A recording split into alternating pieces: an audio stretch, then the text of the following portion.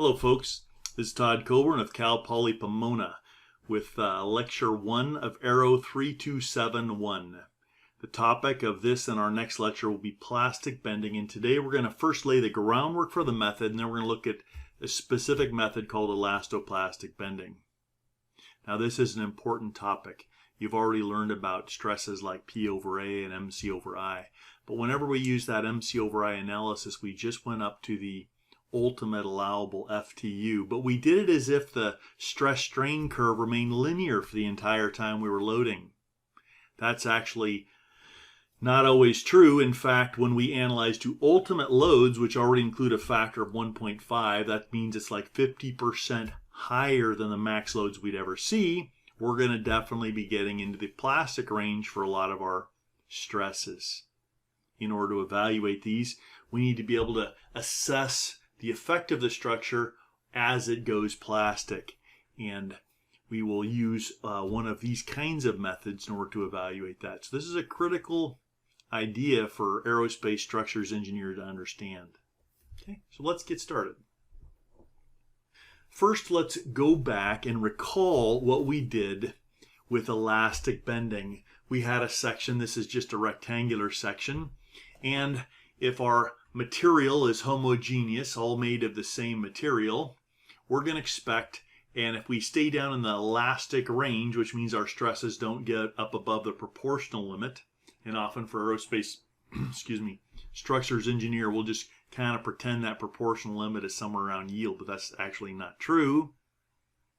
We can expect a linear distribution of stress going from the allowable compressive to the allowable ultimate stress. I'm showing this as a positive bending moment, which means it's causing smiley face bending or compression on the top. We expect that both the stress and the strain distributions are linear, and this is only true if we remain down in stresses below the yield, or actually below the proportional limit. So our stress distribution is linear, and our strain distribution is linear, and our stresses are just computed from the formula MC over I.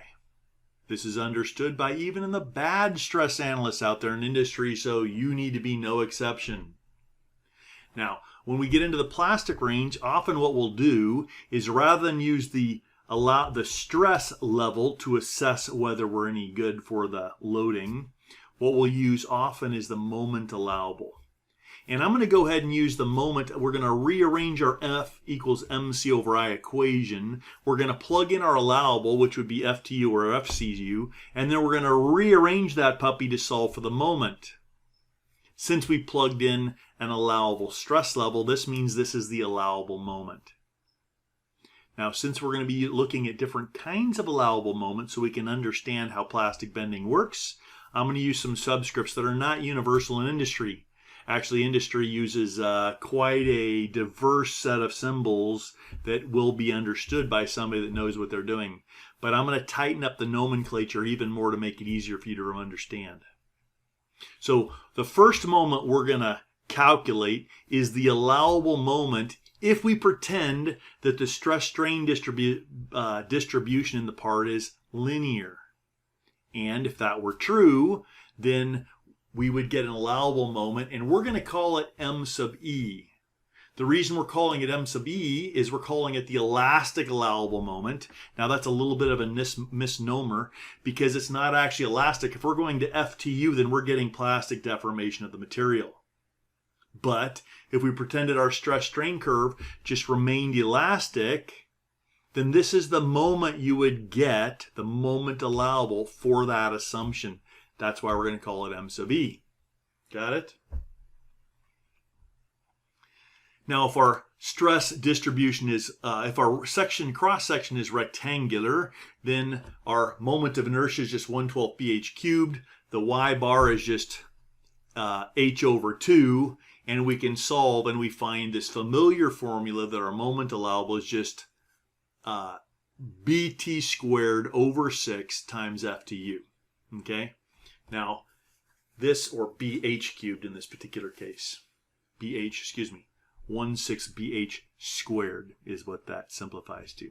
Okay, this is a common formula that can be used as simplification when we're rectangular. That formula does not apply to any section. It only applies to rectangular sections. Okay?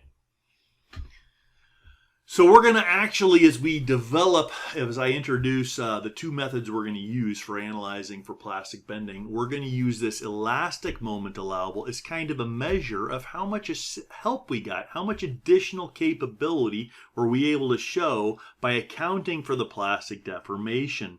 And we're going to compare back to this elastic moment. Okay, so elastic moment is an allowable. It's an allowable if we assume that the stress strain curve remains linear no matter what the stresses become. All right. Now, if we just did basic bending analysis, you should have mastered this in Aero 3261. The way we analyze this is we idealize our section. We develop a coordinate system like shown here. Often I use the lower left. You idealize each little element, chop your section, your cross section up into little pieces, identify the widths and the heights of each of those and the little Y bars to the center of each of those, and then construct our table like this. And then we solve this table. We put in our dimensions for each element. We then calculate the area of each and the first moments of each about the centroid or about the coordinate system that we chose. We can then sum the AY bars over the sum of the A's to get our centroid, where the Y bar of the section is. Once we have that, we can calculate the moment of inertia of the section. And once again, this should have been mastered back in 3261. Once you have the properties of the section, we can just plug into our formula MC over I, and if we want the moment allowable, we plug into that alternate formula that I gave you on the last slide, looking like this, right? Got that? And then we check our max stresses at the extreme fibers. Now once again, since our stress is MC over I, the further you are away from the centroid, the maximum stresses will occur at the furthest most distance. You'll notice that any cross section is going to have a far away fiber in compression and one in tension. And since the allowables for those two are often different, we need to check both. So if we just look at how this behaves, let's go ahead and take a beam and let's apply a pure moment, which means no shear, just the moment. Okay? Usually if we have shear, we're going to develop a moment, and yet if we have a pure moment, it simplifies some things. As our beam bends, it experiences strain, right? We get the maximum strain at the top and bottom surfaces, and if we have our assumption that the stress strain curve doesn't change under loading, then we have a linear distribution of strain, as shown here. Now if we look at the cross section of the beam and then cut it into little horizontal slices, it would look something like this. We've got the width of the beam and the height of the beam. And we've got these arbitrary little slices that we're going to focus on. Let's say each one is 1/10 of an inch thick. Each slice has its own area. It has a width B and a little height of however tall we selected each of these to be. And each one has its own centroid, a distance from the centroid or from the reference axis to the middle and from the centroid of the material of the whole section to that part. Got that? Now, since the strain at the extreme fiber, we know if we, based on our stress strain curve, normally we deal with the allowable FTU and FCU, but we also recognize that those allowable stresses are associated with a strain level. Remember, the maximum strain is simply the elongation. If you look in the back of your in the appendix of your handbook, you find the properties of materials, and down near the bottom we report the elongation. The elongation is the maximum strain written as a percent, or how much that part is expected to stretch before it fails. And we can just take that as the max strain when we convert that percentage to a decimal value, as we did in 3261. Now, if the maximum strain, if we just call it the max compressive strain on the one side, or the max upper strain, strap on the uppermost fiber, going to the maximum strain on the lowermost fiber, in this particular case we see, because we have a positive bending moment using beam sign convention, we see that the top of this beam, the top fiber is in compression, the bottom fiber is in tension. Therefore, if we plug in the value of the compressive strain at the uppermost fiber and the value of the strain at the lowermost fiber, we see that we can write a equation for the strain at the middle of any slice of this material. And it's just a trigonometric function because of this stress strain. If the strain distribution remains linear, then it's just similar triangles. We could just say that the strain on any little strip is just the distance to that point in the beam, in the section, minus this distance to the neutral axis divided by the total height minus the distance to the neutral axis. And this, all that multiplied by the uppermost strain, this will give you what the strain is on each strip. That's for the strains above the neutral axis. For strains below the neutral axis, a slight deviation gives us this form here of the equation.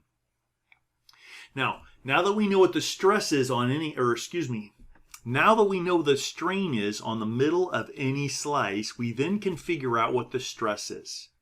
How do we get the stress? Well, you go to the stress strain curve. There's one shown here.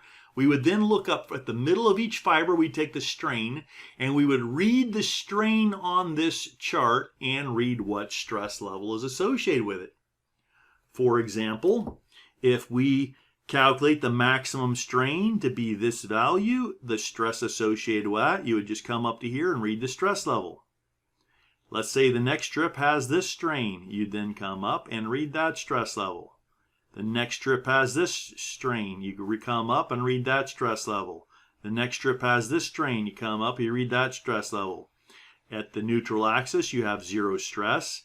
And then below, that was all below the neutral axis because we've got positive bending, which means compression on the top. So that's all the strains from the bottom to the neutral axis. And then as you move toward the top of the section, we know the top of the section is here at the ultimate compressive strain, which whatever that value is, and then each incremental strip, we can read what the stresses are. Now, if we did that, we would have strains for each and every one of these, and then we're going to use those strains to calculate what the stress is on each and every one of those. Once we have the stresses, we know that the force on each strip is just the stress times the area of that little strip. And then we can take that force multiplied by the distance from the middle of the strip to the centroid of the piece and sum up all those, and that will give us the moment allowable. This basically is the method that we will use to evaluate any kind of plastic bending, although we will take a couple shortcuts in how we do that. If we continue on, this now says, okay, now that we found the stress in each, we're going to get the force in each, and then we calculate the moments. In order to understand that, I redraw this. You can see now I'm looking at the side of the beam, but I'm still identifying where each of those strips are, and we see we have a little stress on each of these little strips, which means there's a force on each of these little strips. And if we multiply that force by the distance to the centroid, or the neutral axis, as shown here, then we can calculate the moment that each little strip, the stress on each strip, causes about the neutral axis. If we sum up all of the moments due to all of the strips, we get the total moment on the cross section. Does that make sense? That is our allowable. That's our plastic allowable. This is the basic fundamental approach for plastic bending. Now, in order to do this, we should understand some nomenclature. Remember, we have in the back of our handbook, we have allowables. We have ultimate allowables and we have yield allowables. Ultimate is that max value that the material will get to before failure. Yield has a very specific definition. One definition for materials with a pronounced yield point and a different one with that 0.2% strain for materials without a definite yield point. That's the idea of ultimate moment means the max moment. Just like the max stress, the max moment that part can take.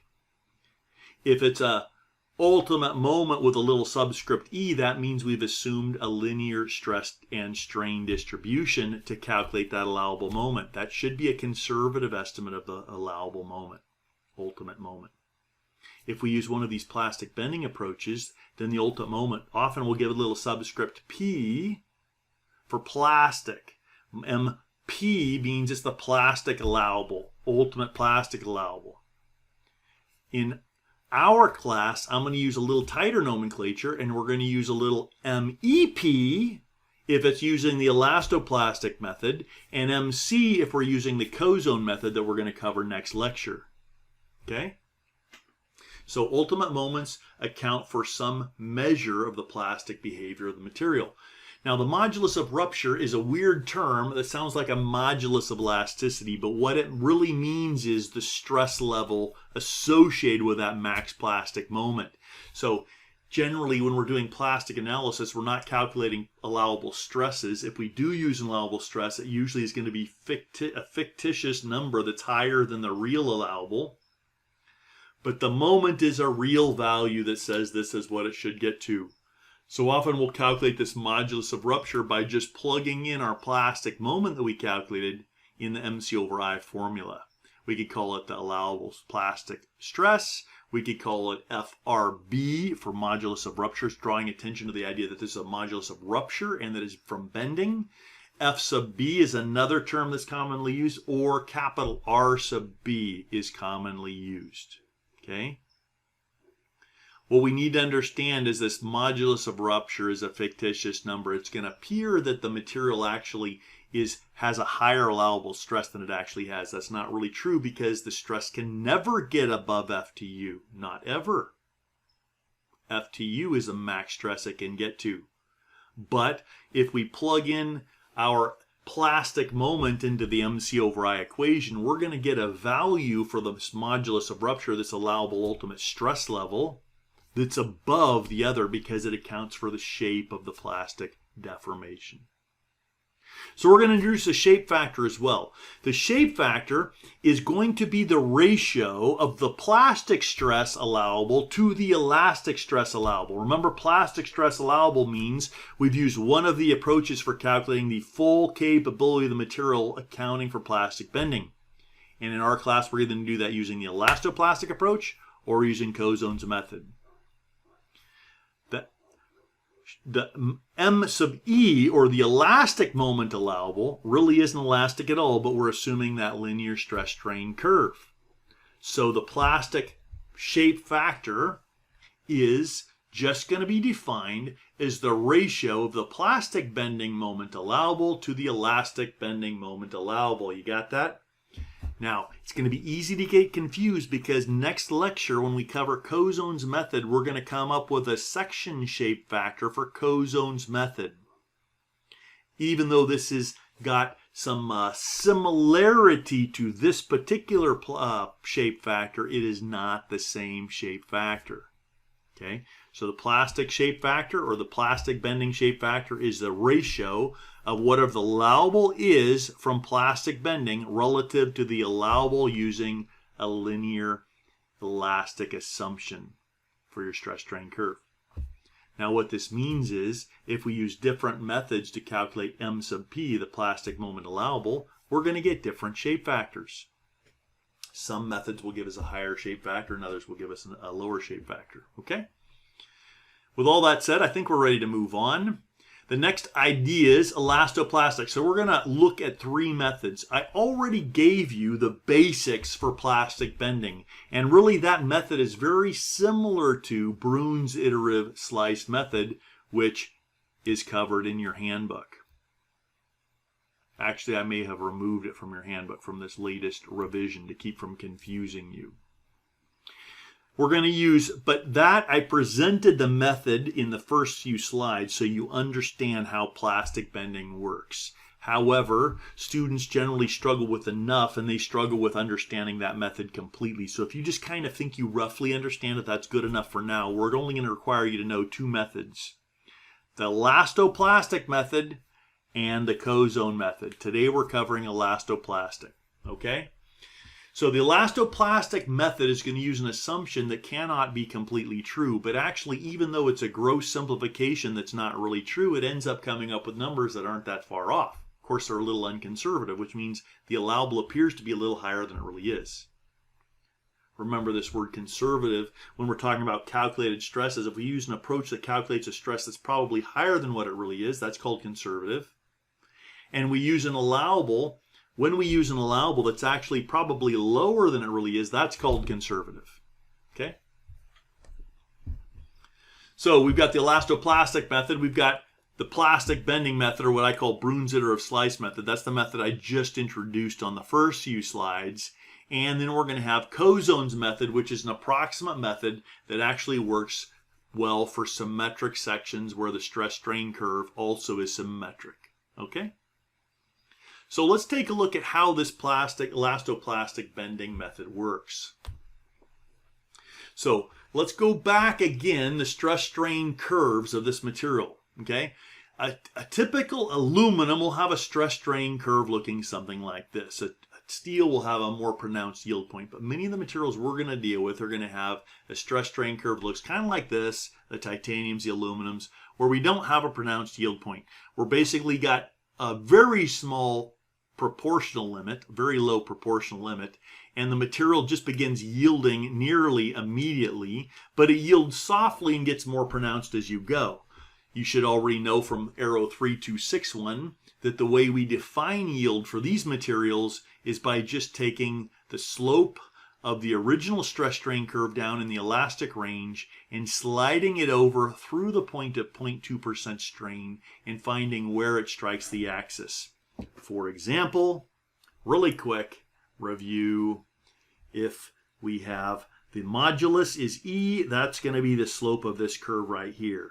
If we find the point on the curve which has 0.002 inches per inch of strain and take that same slope and go through that point and find out where it strikes the curve, that will identify where FTY is.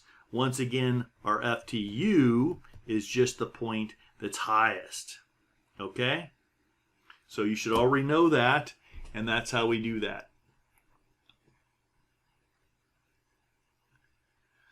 So that's the real stress-strain curve. What the elastoplastic method does is it says, hey, that's too hard. Let's go ahead and just pretend that we go from that everything in the section is at the allowable. It's either at the tension allowable or the compression allowable. So what we're going to do is assume that everything above the neutral axis is at the allowable stress level. And if we have positive bending, that means it's at FCU. And everything below is at FTU. Okay? So this on the left is what an actual stress-strain curve looks like, and the one on the right is what our elastoplastic stress-strain curve looks like. What that means is that the neutral axis of the section, on one side of it you have everything in full FCU compression stress, and everything on the other side at FTU tension stress, which means you have a discontinuity at the neutral axis, which is completely nonsensical if the material is homogeneous and attached together. However, it keeps our analysis quite simple and actually comes up with results that aren't too far off. So with that idealization of the stress-strain curve, that means our stress distribution looks like this. So the figure A shows a bending moment on the section. This is a positive moment because we have smiley face bending. That introduces a linear strain distribution from the ultimate strain in compression to the ultimate strain in tension. And no matter whether we're plastic bending or not, the strain distribution will need to remain linear no matter what happens. And yet, if we are beyond the plastic range, we can see from the stress-strain curve, we're going to get a stress distribution. The stress distribution will be linear if the maximum stress is below the proportional limit. If the maximum stress is above the proportional limit, then the stress will become nonlinear, as is shown in figure C. If we instead, and actually if we do a Brunzitter analysis, or an analysis like the one I introduced in the first few slides, then this is the distribution of stress that we would be calculating. Now if we use the elastoplastic assumption, then what happens is we're going to say that everything above the neutral axis is at FCU and everything below the neutral axis is at FTU. Then what we're going to do is analyze the section for that assumption. So let's look at a rectangular section. Let's just say the neutral axis here is right at the middle, and let's go ahead and try and assess this. If our material acts in a fully elastoplastic manner, then everything above the neutral axis is in FCU and everything below is at FTU. Now, if you multiply each of those stresses by the area that they act on, for example, H over 2 times B, that will give you the force that's applied to that part of the section. And it's centered on that, so that means in this particular case, it's centered at H over 4. The moment associated with that is just that force P times that distance H over 4, and we've got two of them. If you use the right-hand rule, you see the upper force is causing a positive moment like this, P times H over 4, and the lower one is causing another P times H over 4, so 2 times P times H over 4 is the total moment. This here is showing what the force is calculated. This shows how the moment is calculated. Total Elasto-Plastic moment, adding those together. Now, this is only valid for a rectangular section. We can apply this method to any section, but this particular form of the equation that we developed here is only applicable for a rectangular section with a symmetric stress-strain curve. So that means the elastoplastic allowable moment is just FTU, assuming FTU and FCU are the same, times B times H squared over 4. Got that? So if we compare our two assumptions, we see that if we have elastic bending, we're assuming that our stress distribution is linear. And if we have an elastoplastic assumption, we're assuming that the stress distribution is constant, either at the max compression or the max tension allowable. The max moment then for a rectangular section would equate, for the elastic moment, would equate to these two values. We developed the one on an earlier slide and the other just on the prior slide. Okay?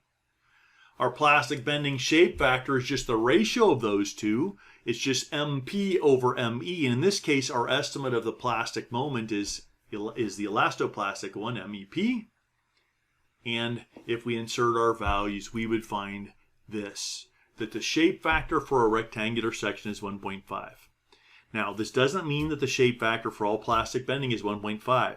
This means if we have a rectangular cross-section with a stress-strain curve that's symmetric, which means it's the same in tension and compression, and if the whole section is homogeneous, then this is the shape factor. If any of those assumptions are violated, then this will not be the shape factor. Right. We said this. We said this.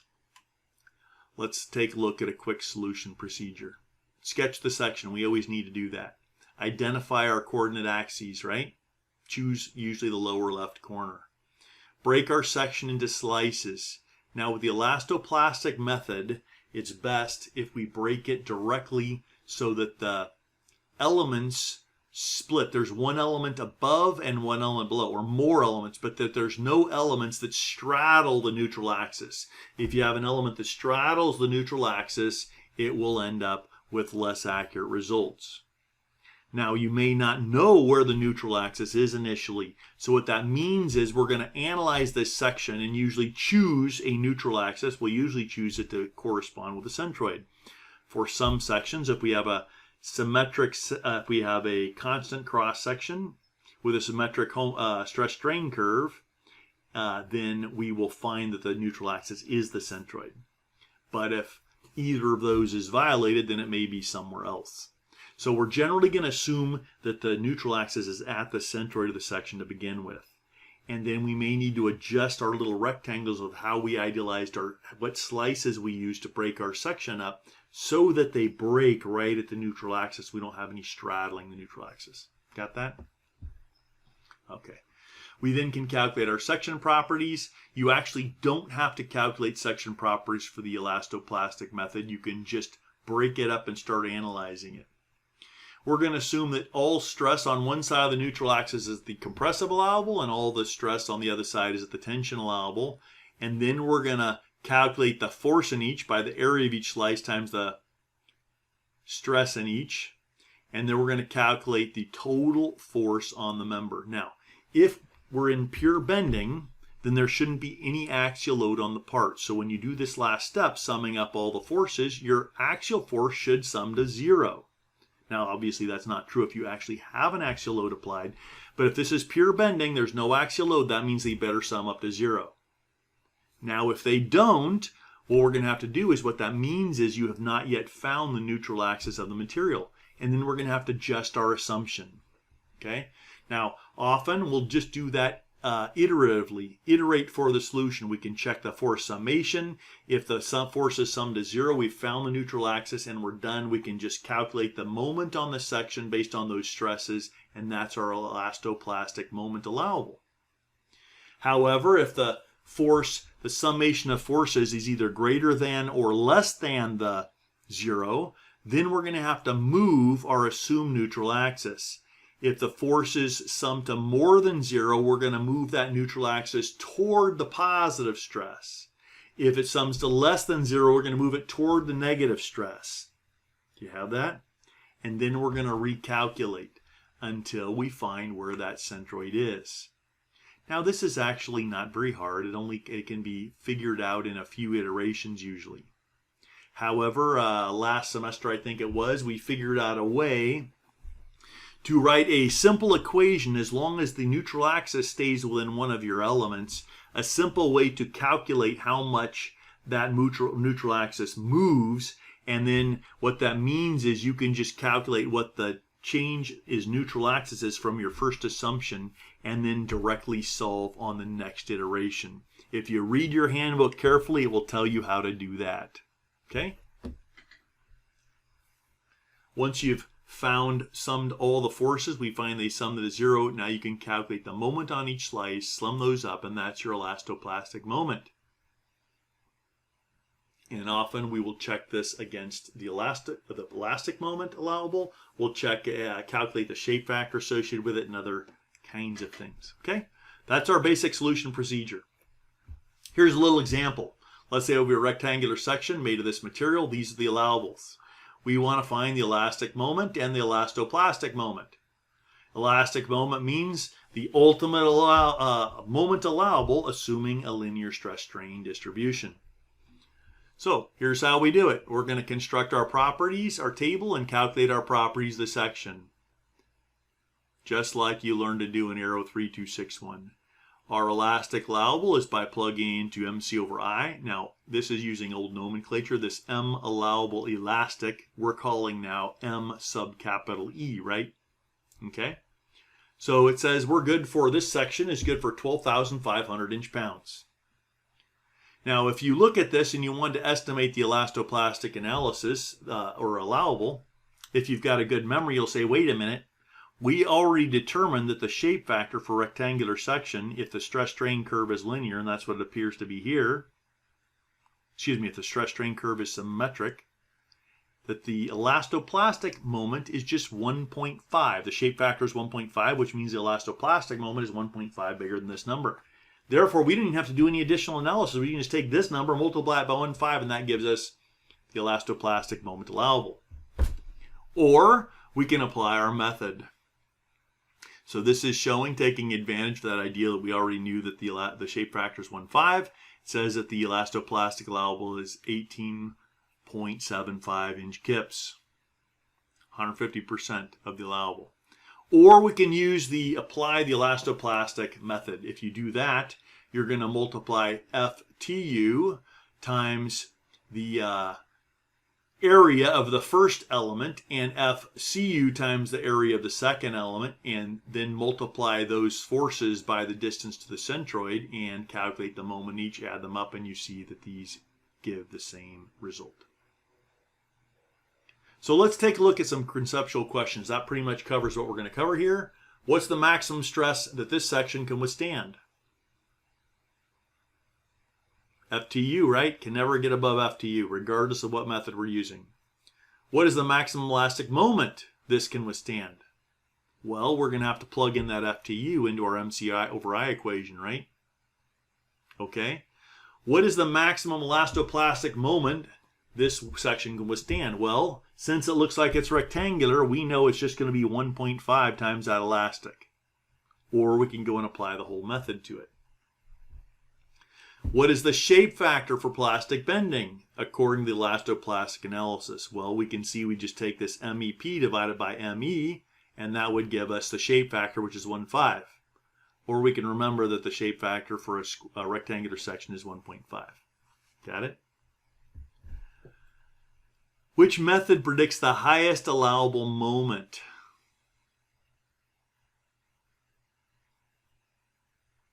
Well, what do you think? So if you plug FTU into MC over I, that's going to give you the elastic moment, right? If you use Brunn-Zitter slice method like I introduced on the first couple slides, that's going to give you the best estimate for the allowable moment. This elasto-plastic moment assumes everything on one side of the neutral axis is in FCU and the other one, the rest of it's at FTU. That's not possible. That's going to give you the highest potential allowable. It's not accurate. It's actually more accurate than you would think, but it's definitely going to give us the highest allowable. It's like the Carnot cycle of plastic bending. Which method predicts the most accurate method? That would be Brunn-Zitter slice method. Okay. If you wish to determine the max elastoplastic moment, this section can withstand what is the best way to idealize this puppy for computing properties. Think A, B, C, or D. Actually, either C or D will work fine. What you really need to do is split it at the neutral axis. And these look like they would do that, therefore these are the best methods. The other two methods will require adjustment or will give you less accurate. If you were using these idealizations, then that means that center element would not do anything to affect the plastic bending moment, and that's going to throw your answers off more than they need to be. Okay? That's all I have for you. That's elastoplastic bending. We don't need to understand the Brunn-Zitter slice method. You just need to understand conceptually roughly what that does. You don't need to be able to apply it. You just need from this lecture to understand elastoplastic bending.